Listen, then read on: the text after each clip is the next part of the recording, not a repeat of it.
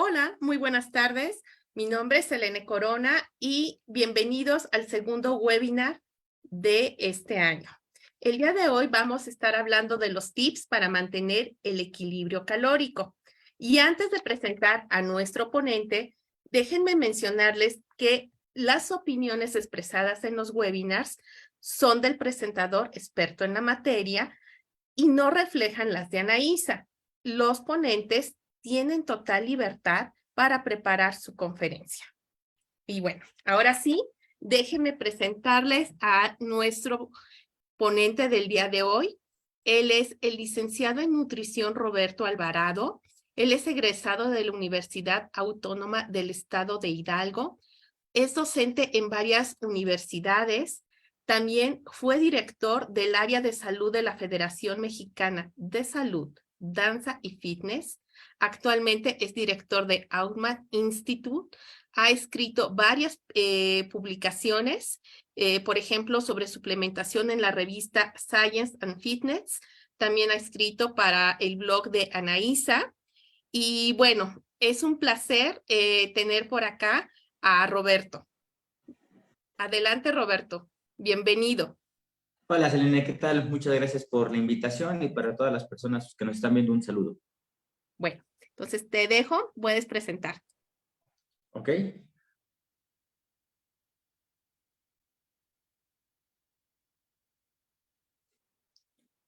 Listo, parece ser que ya se ve ahí, ¿cierto? Sí, se ve muy bien. Bien, gracias. ¿Qué tal? Muy buenas tardes. Bienvenidos a este segundo webinar de Anaísa en lo que va del año.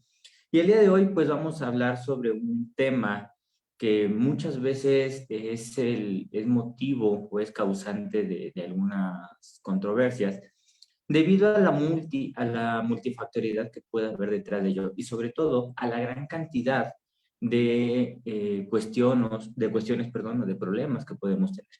Es por eso que se decidió hablar sobre algunos tips para que nosotros podamos mantener el equilibrio calórico. Ahora, partiendo de este punto, pues nosotros necesitamos saber qué es el equilibrio. Cuando nosotros hacemos una revisión, nos damos cuenta de que el equilibrio es un estado en el que hay un balance entre dos o más fuerzas o situaciones. Si nosotros lo enlazamos, por ejemplo, la parte dietética, vamos a tener que un equilibrio es un balance entre lo que yo como durante el día, la cantidad de calorías, la cantidad de proteínas, de grasas, de carbohidratos, de vitaminas, de minerales, en comparación con lo que yo gasto. A lo largo de la presentación les iré mencionando algunas situaciones que podemos llamarlo que son de tipo cotidiano, pero que si nosotros lo aterrizamos directamente a la vida diaria, a nuestro día a día, vamos a poder quizás entender algunas cosas. De ahí que el objetivo de esta presentación sea que tú el día de hoy adquieras información que puedas ocupar en tus actividades, que puedas ocupar en tu vida, pero siempre bajo un estado responsable, por eso es que les traemos este tipo de información. Entonces, un equilibrio va a ser un balance entre una o dos o más fuerzas. ¿Cuánto como? ¿Cuánto gasto? ¿Cuánto como desde el desayuno o desde la primera comida que hagamos hasta la cena u última comida que hagamos? Aquí no importa si hago una, dos, tres, cuatro, cinco comidas durante el día. Al final va a haber un balance, va a haber un saldo. Ese saldo puede ser favorable o ese saldo puede ser negativo. Es decir, un saldo favorable sería que yo comí muchas más calorías de las que gasté. El problema es que esa acumulación de calorías se puede ver reflejada en un incremento de peso. Por el contrario, si el balance es negativo, es decir, yo gasté más calorías de las que consumí a lo largo de este periodo de tiempo, puede ser que se vea reflejado en una reducción de peso. Pero si yo gasto y si yo consumo la misma cantidad de calorías en comparación con las gastadas, vamos a tener un balance, vamos a tener un equilibrio. Este equilibrio y este balance energético, si nosotros lo traducimos en términos cotidianos, es cuánto estoy consumiendo, cuánto estoy gastando. ¿Cuántas formas hay de consumir calorías? Puede ser por la comida, ¿no? Puede ser también por las bebidas. Llámale a alguna bebida alcohólica, ¿no? Que a lo mejor vas con los amigos, te tomarás una cerveza, te tomarás un trago. A lo mejor ahí está la comida familiar y por ahí alguien compra el refresco y te tomarás algunos vasos, más lo que estás comiendo. Es decir, todas las calorías que nosotros consumamos durante este tiempo van a contar. Por ende, es importante que nosotros llevemos un registro, llevemos un control que nos permita de alguna u otra manera llevar esta conceptualización o poder de alguna manera mantener un balance. Este balance nos va a traer muchos beneficios y vamos a dejar quizás un poquito de lado la parte del peso. No nos enfrasquemos únicamente en la parte estética. Démosle un giro y vámonos a la parte de la salud. Si yo empiezo a tener un peso elevado, vamos a tener complicaciones. ¿Qué nos dice la OMS? A ver, la obesidad es una acumulación excesiva de grasa. ¿Es ok? Pero no necesariamente se tiene que ver reflejado en el peso. ¿Qué quiere decir esto? Yo puedo estar en mi peso normal, puedo estar en el peso óptimo que requiero, pero puede estar la otra parte. Puede ser que yo tenga mayor cantidad de grasa en comparación con el músculo, en comparación con algunos otros componentes que tengamos. ¿Qué nos va a dar como resultado? Obesidad. Aunque, insisto, no lo veamos reflejado en el peso. Muchas veces creemos que el problema de peso es cuando el pantalón ya no nos cierra, cuando quizás la camisa ya el botón como que nos cuesta un poquito de cerrarlo. Sin embargo, podemos tener obesidad estando en un peso ideal. Entonces, primer punto aquí a resaltar, la obesidad no necesariamente es un incremento de peso. La obesidad es un incremento en el porcentaje de grasa, aunque el peso esté dentro de los parámetros, llamémosle, ideales. Entonces, este balance, así como hay formas de consumir calorías, hay formas de gastarlas. ¿Cuáles pueden ser? Primero, nuestras actividades del día a día. ¿A qué me dedico? Quizás mi trabajo es de oficina. Quizás mi trabajo al estar en una oficina, pues involucra de cierta manera que mi actividad a lo largo del día sea poca. Porque la mayor parte de la jornada es muy probable que yo tenga que estar sentado frente a una computadora, haciendo reportes, haciendo informes, enviando correos y mil situaciones más, pero que no involucren una demanda energética o muscular más elevada. Pero también puede haber trabajos muy demandantes. Por ejemplo, las personas que se dedican a la construcción. Su trabajo es muy demandante por sí. Entonces, esas personas propiamente quizás sí puedan tener un consumo y deban tener un consumo más amplio de calorías en comparación con personas que quizás nuestra labor es un poco más tranquila, mucho menos movida. Otra forma en la que nosotros podemos gastar energía es la que seguramente te estás imaginando, haciendo un poco de actividad física, desde salir a caminar, salir a trotar, llevar al perro a pasear, salir con los hijos, con la pareja, quizás ir a dar un paseo en bici puede ser una opción. O están aquellos que prefieren definitivamente irse a un gimnasio, irse a practicar alguna disciplina, algún arte marcial, todas esas actividades que demandan de mí y de la parte muscular un esfuerzo son las que me van a permitir tener un balance energético, ya sea desde que yo gaste más porque me muevo o que yo coma menos en comparación con lo que necesito para posteriormente llegar a ese balance. Es por eso que muchas veces cuando tú asistes con nosotros como nutriólogos, lo primero que hacemos es preguntarte qué haces durante el día. Porque yo te puedo dar un plan de alimentación, nada más pesándote, midiéndote, tomando algunos balances y decir, ¿sabes qué? Necesitas tantas calorías, hablemos de 1600 calorías. Pero a lo mejor yo no sé si tú te dedicas a la construcción o a la paquetería o eres cargador en algún centro comercial, en algún local o cosas así donde involucres una actividad física demandante, a lo mejor esas 1600 calorías se terminan convirtiendo en muy pocas. Pero yo te puedo dar una dieta entonces de 2000 calorías y resulta que tu actividad es muy pequeña, entonces a lo mejor puede ser hasta un exceso esas 2000 calorías. Va a depender mucho del contexto del que tengamos a cada paciente, va a depender mucho de los factores y nosotros de esa manera poderlo equiparar. Ahora bien, ¿cuáles son los factores que van a intervenir cuando nosotros vamos a buscar un balance? Primero, ¿cuánto pesa la persona? ¿Su peso cómo es? ¿Bajo? ¿Está ideal? ¿Está elevado? Y vamos a comparar eso con su estatura. Una vez que nosotros tenemos el peso y la estatura, podemos utilizar el IMC, que si bien el IMC para una investigación o para una búsqueda mucho más a fondo no es tan viable o no es tan favorable, al menos sí lo es para una estimación a priori o una estimación momentánea de cómo está el paciente, cuánto mide, su relación de esa estatura junto con el peso, y podemos clasificarlo en un bajo peso, en un peso normal, en un sobrepeso o en una obesidad. Al momento de que nosotros hacemos este cruce de datos y podemos obtener un valor que nos indique cuál es la situación actual del paciente, podemos empezar a tomar un camino, podemos empezar a vislumbrar ciertas situaciones que a la postre terminen resultando en el objetivo que nosotros estamos trazados. El tercer punto, que es el que les comentaba, el factor de actividad física. Y el factor de actividad física casi siempre está relacionado a lo que hacemos con un par de tenis y un pants, es decir, el ejercicio.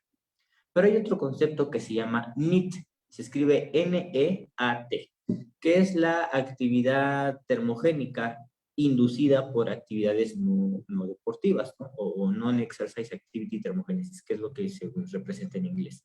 Básicamente es esas calorías por una actividad, pero que no es ejercicio. Aquí partamos de dos puntos muy claros que a veces los utilizamos de una manera coloquial, pero que representan distintas situaciones. Primero, actividad física y ejercicio físico. Actividad física es salir a caminar. La actividad física te va a representar toda actividad del músculo esquelético que gaste calorías. Eso nos lo definen como actividad física. Puede ser desde ir al mandado, cargar las bolsas, ir hacia otra situación, movernos, ir caminando hacia la escuela, movernos hacia el trabajo. Eso es la actividad física. Pero el ejercicio físico, no la actividad, sino el ejercicio, es una actividad que ya está planificada, que ya está estructurada y que además va a tener un objetivo. Es decir, yo voy a poder determinar cuántos días a la semana, que sería la frecuencia, la intensidad, cuál es el grado de esfuerzo que yo voy a poder realizar o que voy a tener que realizar en ese momento para que suceda. Luego, el tipo de entrenamiento. ¿Qué va a ser? Un entrenamiento de fuerza, un entrenamiento cardiovascular, un entrenamiento del famoso HIIT, un entrenamiento intermitente, donde hay varias modalidades. Está el HIIT, está el Tabata y hay otros sin fin de actividades. Y un tiempo. ¿Cuánto lo voy a hacer? 20, 30, 40 minutos, una hora y media, 2 horas. Toda esta serie de cúmulos nosotros los vamos a tener que evaluar para poderte brindar la mejor solución a la situación que estamos enfrentando actualmente. Y el cuarto punto, las labores desempeñadas durante el día. ¿Se acuerdan que ahorita yo les mencionaba a lo mejor su trabajo y demás? Pero, ¿por qué no pensar también en la parte estudiantil? Aquellos que aún estudian, aquellos que van a la universidad, a la prepa y demás grados, muchas veces no desayunan. Y resulta que uno de los órganos que más gasta glucosa durante el día para tener energía y poder funcionar es el cerebro.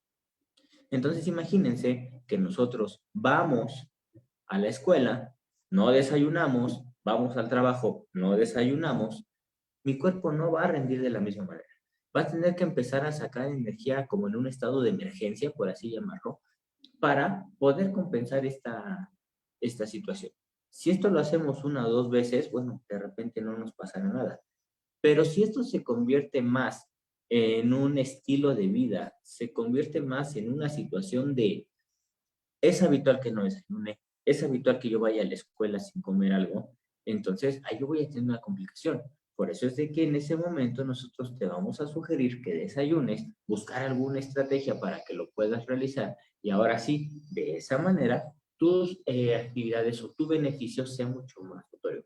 De ahí que cada uno de los engranes que nosotros tenemos en el cuerpo, llámale órganos, llámale tejidos, llámale sistemas, pueda funcionar esta maquinaria. Imagínense estos engranes que tenemos en pantalla como un órgano. A lo mejor el amarillo, que es el más grande. Ese digamos que es el cerebro. Y por ahí está el hígado conectado. Y ahí vamos a tener al corazón. Y por ahí están los intestinos. Y por ahí se nos atraviesa el vaso, el páncreas, la vesícula. Todos estos órganos deben de trabajar en sincronía. ¿Qué va a pasar si uno de estos engranes, cuando están funcionando, se le va un diente y queda así? Por aquí vamos a tener una falla, porque si bien esto ya empalmaron, aquí no necesariamente está sucediendo. Entonces, este espacio puede ser el punto de inflexión por el cual nosotros empecemos a tener manifestaciones, por el cual nosotros podamos empezar a tener problemas, Y algo que es muy común y que desgraciadamente lo estamos viendo, los problemas originados por un desbalance en el consumo de energía cada vez son mayores. Vemos a niños con problemas de obesidad. Las estadísticas de obesidad son alarmantes. Cada vez más vemos a personas en edad adulta, igual con problemas de sobrepeso, pero además con problemas de diabetes. Pero además ya tenemos colesterol o ya tenemos triglicéridos elevados o tenemos este conjunto de enfermedades a lo cual se le denomina síndrome metabólico. Por eso a veces es un poquito complejo y tenemos que aplicar como este refrán del huevo o la gallina, ¿no? ¿Qué fue primero? Aquí, ¿qué fue primero? La obesidad, ¿qué se nos desarrolló primero? La diabetes, no sé, el colesterol, ¿por qué se empezó a subir? Quizás los triglicéridos empezaron a subir por un consumo de fructosa. Y ahorita voy a llegar al punto de los tips para que nosotros podamos entenderlo de mejor manera.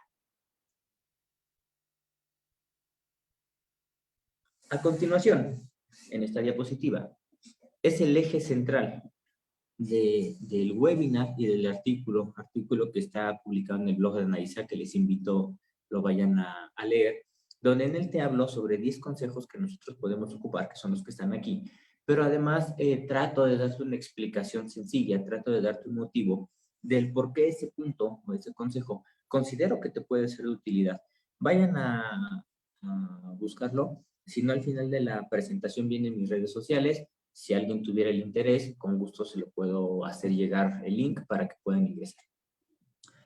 Entonces, en estos 10 consejos, el primero es consumir frutas y verduras con moderación. Muchas veces hemos escuchado, hay que consumir mucha fruta, hay que consumir muchas verduras. Ningún alimento, ninguno es tan bueno, pero ninguno es tan malo. Siempre tenemos que encontrar el punto medio y el balance. Es por eso que tanto las frutas como las verduras hay que consumirlas en la justa y propia medida. La OMS nos habla de que nosotros debemos de consumir ya entre frutas y verduras 400 gramos al día.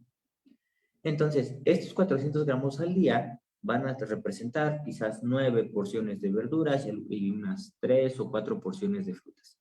Si nosotros consumimos frutas de más porque pensamos que el efecto va a ser mucho más benéfico, está demostrado que el consumo excesivo, quiero hacer énfasis ahí, excesivo de fructosa, nos pueden elevar los triglicéridos. ¿Cuáles son los alimentos que tienen más fructosa? Las frutas.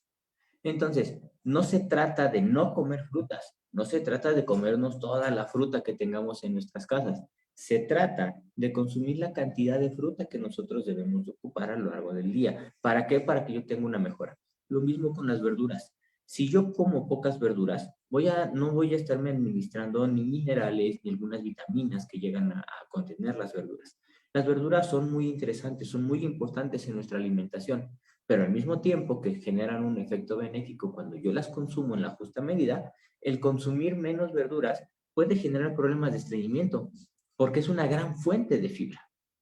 Si yo consumo verduras de más, la cantidad de fibra, que debería de ser de 25 a 30 gramos en promedio al día, si yo consumo mucha fibra, me va a pasar lo contrario. Puedo tener problemas diarreicos, con las consecuencias que una diarrea me puede generar, desde tirar algunos nutrimentos, pero también podemos llegar a sufrir deshidratación gracias a las herbas. Entonces, si se dan cuenta, no es única y exclusivamente esta situación de comer frutas y verduras, sino tenemos que encontrar el balance de cuánta fruta, cuánta verdura, y por eso es que algunos de mis colegas nutrólogos que ustedes pueden asistir, pues les van a indicar cuánta fruta, cuánta verdura, y no vamos a caer en la cuestión de quitarlas, porque quitarlas sería agravar otro tipo de cuestiones. Entonces, a eso es principalmente a lo que me refiero con el consumo de frutas y verduras con moderación, ni más ni menos de las que yo necesito. Segundo punto, evitar alimentos con azúcares simples y grasas saturadas. Este tipo de ingredientes o de nutrimentos no van a tener un efecto benéfico a la salud, que si bien es muy difícil por el estilo de vida que llevamos, no consumir azúcares simples o a lo mejor ir caminando a prisa, no llego al trabajo, no he comido nada y lo primero que se me atravesaron es el puesto de tacos, es el puesto de gorditas, pues son grasas saturadas. Si llevo una vida normal, si yo llevo una vida sana inclusive, donde hago ejercicio, consumo los grupos de alimentos, procuro cuidarme, bueno, el día que yo me coma alguno de estos alimentos, mi cuerpo va a saber reaccionar y sobre todo va a tener la herramienta para poder reaccionar. Sin embargo, ¿qué va a suceder en el caso opuesto? ¿Qué va a suceder si se vuelve un estilo de vida? Si diario me desayuno una torta de tamal con atole, ¿qué va a pasar si hago de mi estilo de vida siempre estar consumiendo gorditas, siempre estar consumiendo tacos, siempre estar consumiendo alimentos que podemos encontrar en la calle muy fácilmente en cualquier puesto, cuyo valor nutricional es nulo, o al menos no es tan grande como lo sería que prepararas algo en tu propia casa? Entonces, en la medida de lo posible, por favor, evitemos este tipo de azúcares, este tipo de grasas, porque son cantidades a veces tan grandes que no notamos, pero también pueden ser cantidades tan pequeñas que de poquito en poquito se va magnificando el resultado hasta que nosotros nos damos cuenta que ya tenemos algún problema de salud. Tercero, cuidar las porciones. A veces, y se presta para el chiste, ¿no? Dentro de los nutrólogos. Es que me voy a tomar una taza de, no sé, de té, una taza de atole. Y dices, ok, a lo mejor alguien va a llegar y va a agarrar una taza promedio, ¿no? Una taza que tú y yo tengamos aquí ahorita en casa. Pero no va a faltar el que diga y saque una taza de ese tamaño. Al final del día fue una taza. Pero no se trata de eso, es decir, no se trata de buscar las porciones a nuestra conveniencia. Por eso hay una estandarización de porciones, por eso hay un parámetro de porciones de cada tipo de alimento, para que una vez que nosotros como nutriólogos te indiquemos cuáles son los beneficios o cuáles son las porciones que a ti te correspondan, sepas medirlas, tanto de una manera muy específica o en ocasiones cuando eso no es tan viable, lo podemos hacer en una forma casera. Tenemos el puño, la palma de la mano, puede ser el pulgar, no sé cuál es el equivalente del queso panela, bueno, una porción de esto. Oye, es que voy a necesitar comer almendras o nueces, ok, bueno, es la palma de la mano o lo que agarres de un puño, pero es un puño, no es necesariamente como las dos manos y la cantidad que se agarre. La carne nos dicen que debe de ser la pura palma de la mano. Es muy subjetivo, ¿no? Habrá personas que ocupen más, habrá personas que ocupemos menos, dependiendo de la situación. Entonces, son ese tipo de cuestiones con las que nosotros podemos estar apoyándonos al momento de realizar un tratamiento y un plan nutricional para que de esta manera podamos encontrar el balance. No consumir grasas trans es el punto número 4. Las grasas trans van a tener esta cuestión de que el cuerpo no las sabe metabolizar, por el contrario, se van a empezar a acumular en las paredes de las arterias. Nosotros sabemos que si esto se empieza a acumular en la pared de las arterias, pues vamos a tener taponamientos. Entonces, yo tengo la arteria, ¿qué sucede? Pues se va a tapar. Se puede hacer aquí como una especie de taponamiento, una especie de bloqueo. El flujo sanguíneo va a estar ahí como atravesándose, va a estar ahí empujando. Puede suceder en algún momento que la propia presión que se está elevando en este caso desprenda ese coágulo, y acordémonos que las arterias van de más grueso a lo más delgado. No es lo mismo la arteria que sale del corazón a la arteria que tenemos dentro del ojo. Van adelgazándose. ¿Qué va a pasar si ese coágulo llega a una arteria de este tamaño? Tendremos lo que conocemos como un infarto. Un infarto de corazón, un infarto cerebral, un infarto de ojo, un infarto de brazo. Cualquier tipo de infarto que exista, lo podemos llegar a tener. Por eso es importante que el consumo de grasas trans, en la medida de lo posible, entendiendo que quizás a veces puede ser un poco complicado, pero siempre que esté presente eso en nuestra cabeza, evitar, tratar de consumir la menor cantidad posible de grasas trans.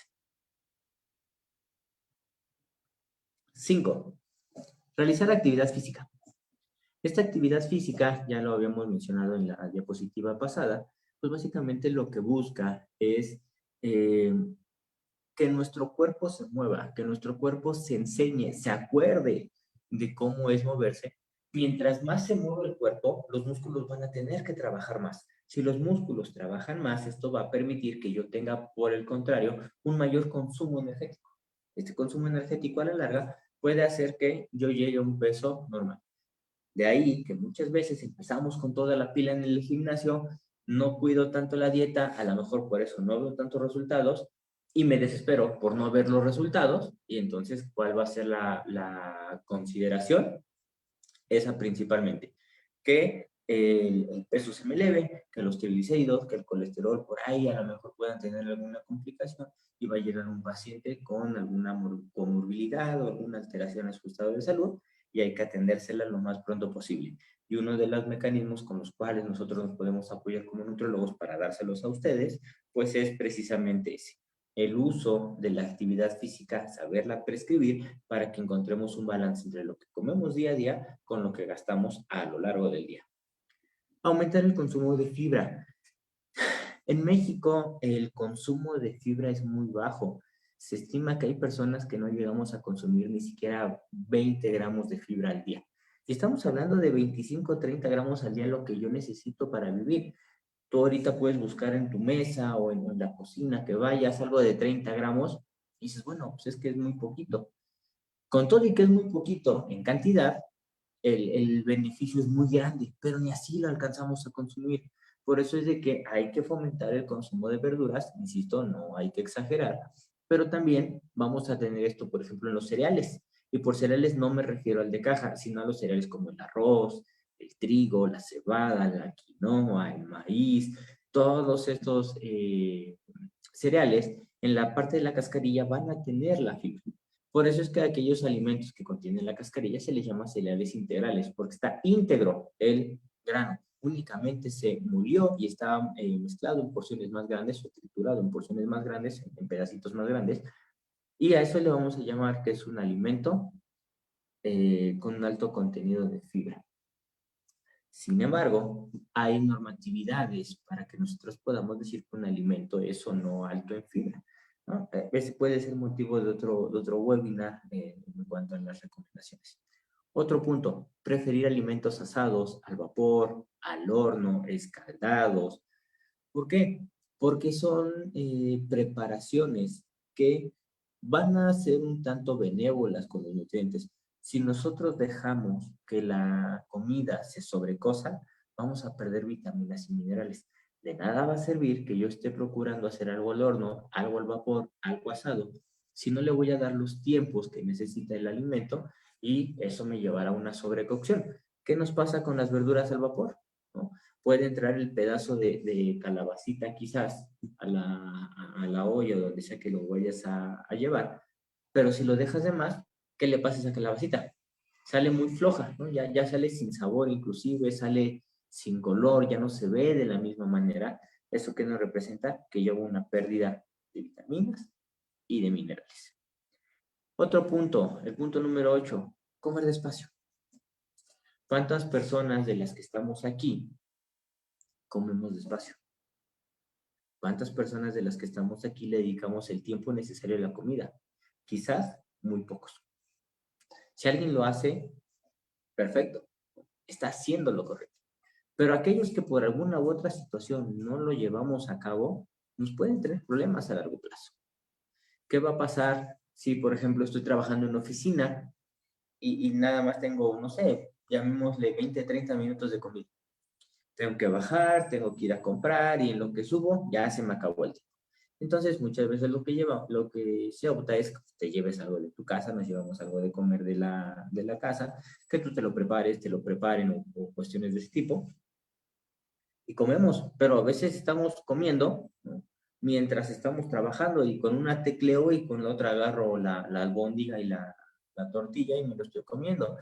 Entonces, en la medida de lo posible, cuando sales de tu casa, en tu trabajo, cuando llegues a tu casa después de la jornada, cuando cenes, cuando comas, cuando desayunes, procuremos, la invitación es procurar comer despacio, en un ambiente tranquilo, comer, masticar, ¿no? Que nosotros como nutriólogos te hacemos la recomendación de que mastiques la comida, pero a veces, ¿qué hacemos? Mete el trago, 3, 4, 5 masticadas, ya es más chico y nos lo pasamos.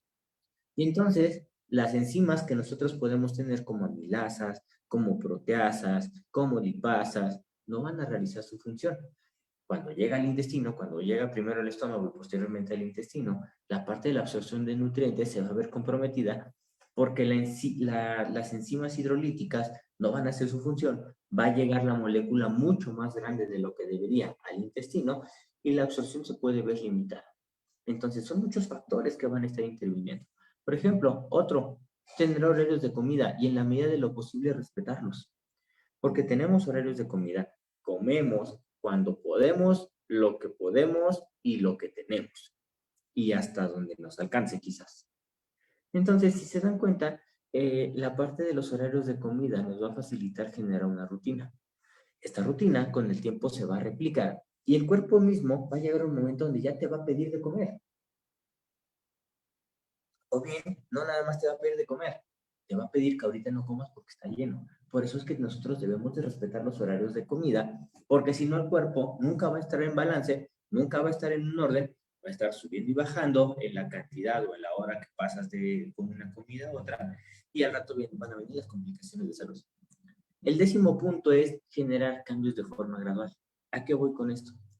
Si hoy, martes 14, yo sé que tengo horarios de comida muy dispares, que no como bien y demás, el empezar mañana miércoles 15 porque es quincena y voy a comprar mis cosas, puede ser a veces un tanto optimista de pensar que nos va a traer algún cambio. ¿Por qué? Porque la adherencia de la dieta va a ser muy poca. Yo lo que necesito es que ustedes como nutriólogos, que ustedes como público, entendamos esta parte, que los cambios deben de ser graduales. Sí esforzar el cuerpo, sí someterlo a cierta presión o a cierto estrés de, a ver, aunque quieras, ahorita no nos toca, o aunque no quieras, ahorita nos toca de comer. Entonces, por ahí deberíamos de empezar a vislumbrar ese tipo de situaciones. Y bien, para cerrar, ¿cuáles serían las conclusiones de esta presentación? Primero, acudamos con un especialista, acudamos con un nutriólogo. ¿Por qué? A veces queremos hacer nosotros las dietas, a veces queremos hacer nosotros esta cuestión de quito el pan y la tortilla y entonces ya con eso voy a bajar de peso. No necesariamente.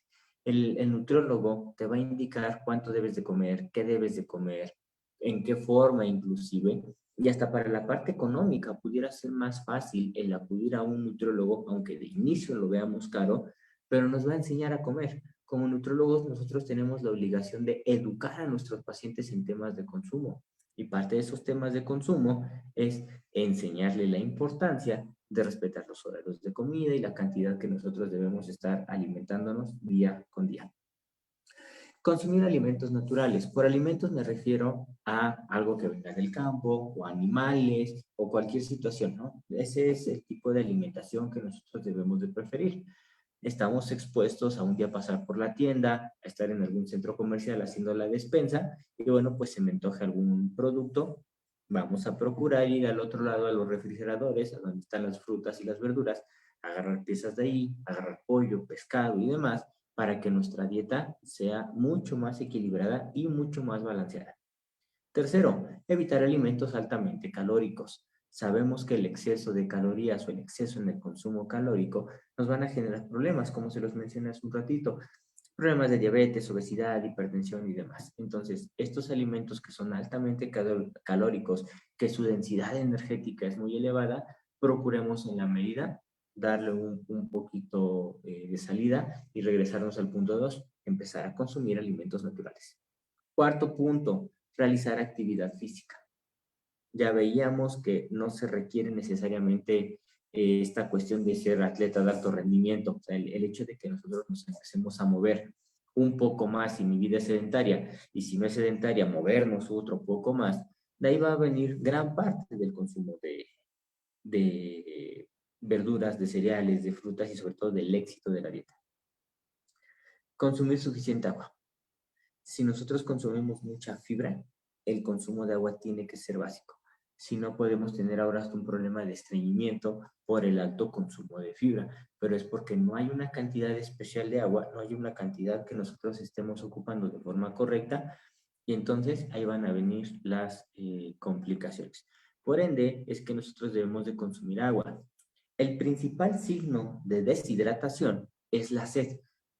No son la boca cerca, no es otra situación, es la propia sed. Entonces, nosotros debemos de estar consumiendo agua para evitar que nos dé sed, más no para quitarnos la sed. Si nosotros la tomamos cuando ya tenemos sed, es porque estamos empezando a tener deshidratación. Pero si nosotros estamos tomando agua durante el día para que no me dé sed, aquí el punto importante y la palomita sería, si no tengo sed, quiere decir que estoy empezando a tomar o que tengo la cantidad de agua justa en mi cuerpo, acorde al clima, acorde a mis actividades, acorde a todo lo que me engloba para poder saber cuánta agua tomar. Y pues bien, aquí tienen mis redes sociales, ahí está mi correo, en mi Facebook me encuentran como NUT, Roberto Alvarado Guerrero, y en Instagram con el nombre tal cual, Roberto Alvarado Guerrero.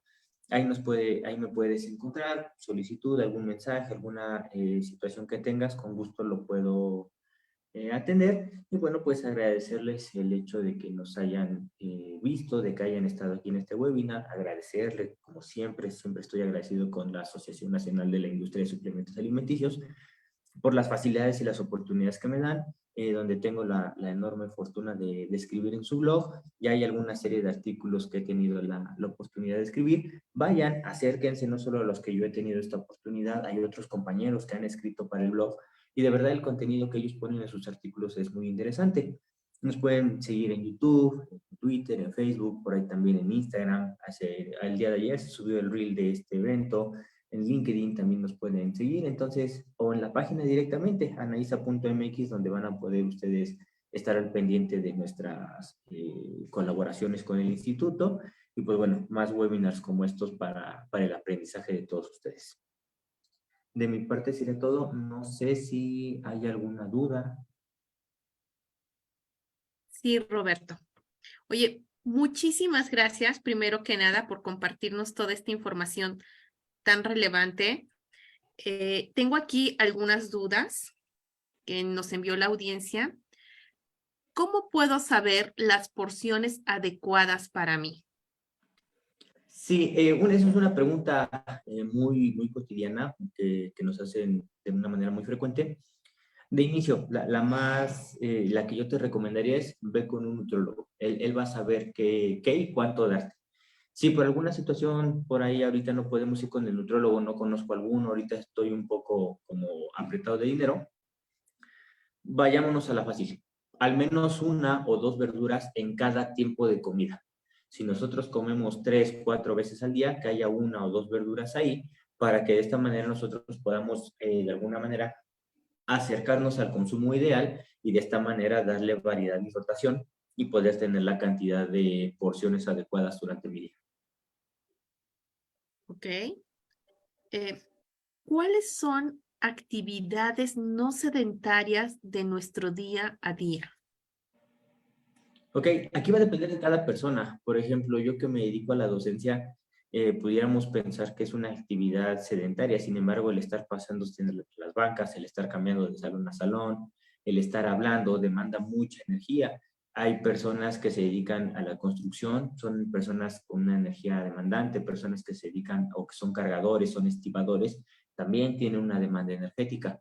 Dentro de nuestro día a día hay personas que no usan el carro, no usan el transporte público y se van caminando, se van en bicicleta, usan algún otro medio de transporte, o bien simple y sencillamente dejan el carro lejos o se bajan del transporte un poco antes y se van caminando hacia su destino.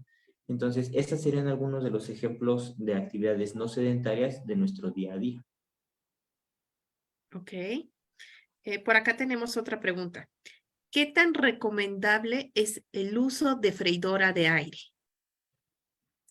Una de las enormes ventajas de esto, y además son aparatos que han llegado como a ser un boom, ¿no? Que han llegado a revolucionar en lo particular, nosotros compramos una y de verdad se nota el cambio. ¿Por qué? Podemos ya hacer algunas preparaciones allá en la casa cuando las llegan a utilizar, ya sin aceite. Entonces, una de las ventajas que también se puede encontrar con las freidoras de aire es que al no utilizar grasa, ahí ya estamos ahorrando desde el punto que lo queramos ver, o menos dinero, porque ya no estamos gastando en aceite, o inclusive en salud, lo que nos estamos ahorrando por no consumir ese tipo de productos, que si nosotros lo dejamos en un sartén o dejamos que se requeme, pues van a ser grasas de tipo saturado o grasas trans que a la postre nos van a generar problemas. Una de las ventajas de las freidoras de aire es que vamos a poder conservar hasta cierto punto en mayor proporción los nutrientes a si ocupamos alguna otra técnica común, alguna otra técnica que sea más cotidiana. Entonces, ahí pudiera estar un nicho de atención importante para el uso de estos productos. Ok, buenísimo. Muchísimas gracias, Roberto. Ya no veo más preguntas. Nuevamente, gracias por acompañarnos a ti, a toda la audiencia. Esperamos verlos en abril, durante el primer jueves de la semana de abril, de la primera semana de abril.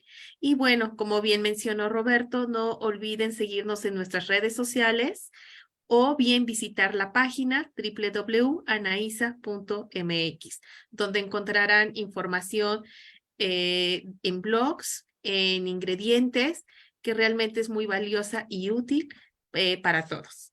Muchas gracias y buenas noches. Hasta luego. Buenas noches. Bye.